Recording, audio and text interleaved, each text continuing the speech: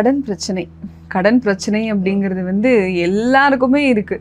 என்ன பண்ணாலும் இந்த கடன் பிரச்சனை தீரவே மாட்டேங்குது. என்னதான் பண்றது அப்படின்னு எல்லாருமே விரக்தியில இருக்காங்க.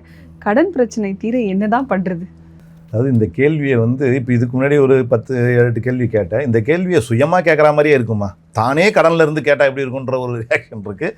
இது உங்க மட்டும் இல்லை, இதுக்கு பதில் சொல்லக்கூடிய எனக்கும் சரி எல்லாருக்குமே கடன் அப்படிங்கிறது ஒரு முக்கியமாக எல்லார் வாழ்க்கையிலையும் பங்கெடுத்துக்கிச்சது. கடன் அப்படிங்கிற ஒரு வார்த்தை எப்படி வந்ததுன்றது தெரியுமா? நம்ம நினச்சிக்குவோம், நம்ம பணம் கடன் வாங்கியிருந்தா அந்த கடன் வாங்கினா அது கடன் நினைக்கிறோம். ஆரம்ப காலத்தில் கடன் அப்படிங்கிறத எதை குறிப்பிட்டு பேசுனாங்க அப்படின்னா, வீட்டில் ஒரு பொண்ணு கல்யாணம் ஆகாமல் இருந்தால் அது வந்து கடன். அதுக்கு பேர் கல்யாண கடன். கல்யாணம் ஆகாமல் வச்சுருந்தா கடமை. அந்த இதை இப்போ எனக்கு ஒரு பெரிய கடன் என்னன்னா, பொண்ணை கல்யாணம் பண்ணி கொடுத்தா கடன், அதுதான் கடன், பணம் இல்லை. ஒரு கடமையை நம்ம செய்ய முடியாமல் இருந்தால் அது கடன்னு சொல்லியிருந்தாங்க ஆரம்ப காலத்தில். ஒரு அப்பா அம்மாவுக்கு செய்ய வேண்டிய கடமை இருக்கு இல்லையா, அது கடன்.